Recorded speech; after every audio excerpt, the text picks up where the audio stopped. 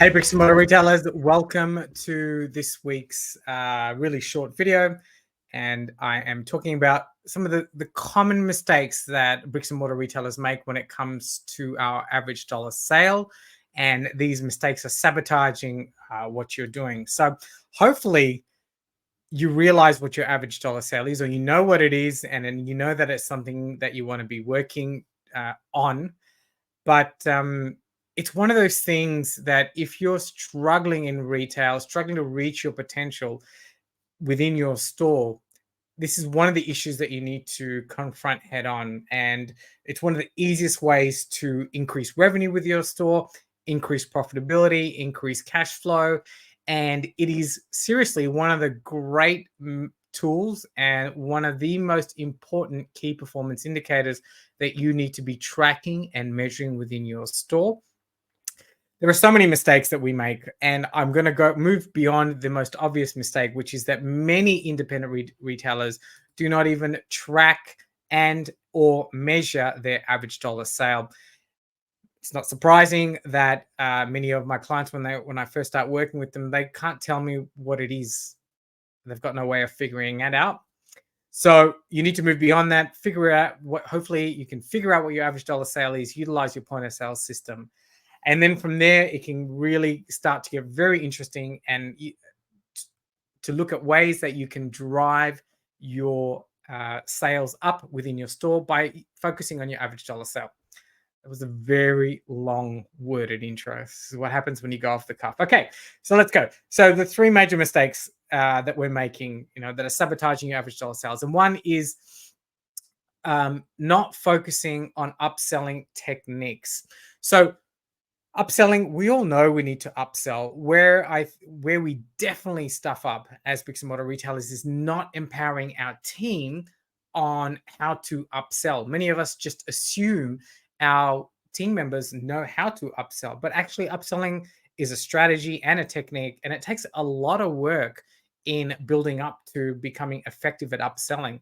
And a lot of that work comes from you, the business owner, sitting down and figuring out what sort of values and what sort of strategies are you going to employ within your store that you can make consistent and roll out within your team. So this is a long way of saying you need to train your team on how to upsell and not take it for granted that they know how to upsell. Because while we may have some natural born sellers within our stores, it's really important that we set standards and we have a particular methodology within our store on how to upsell. So that's one of the major things, one of the major mistakes that we're making.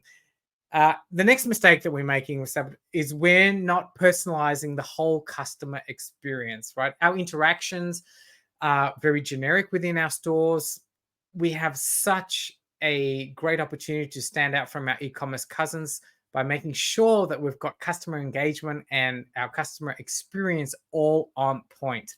And there are so many strategies that you can implement within your store to do that. But I think the first thing is to make sure that you're conscious of it. It still surprises me how many retailers pay very little attention to this aspect. The third thing that many retailers are doing that is sabotaging their average dollar sale is not harnessing their loyalty program. So you've got to make sure you've got your loyalty program up and running. And it's such an underutilized asset in a lot of our stores.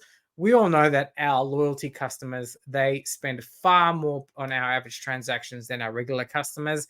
And we just want to make sure that everybody at our register is being asked if we can swipe their loyalty card or we can look them up. And if not, making sure that we add them into our system. So that's the main point, is really making sure that we have as many people as possible. And then from there, it's making sure that we're nurturing these people, sending out regular communications / emails. And then moving on from that, once we've got our data integrity all sorted within our loyalty, it's about then creating promotions, aligning them with what's happening in store, so on and so forth, which can then drive your average dollar sale up. So as usual, I've waffled on for too long. So there you go. They're the three major mistakes I see bricks and mortar retailers making when it comes to their average dollar sale.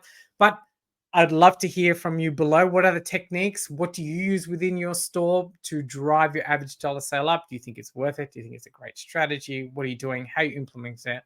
Pop it in the comment section below. And until next time, ciao.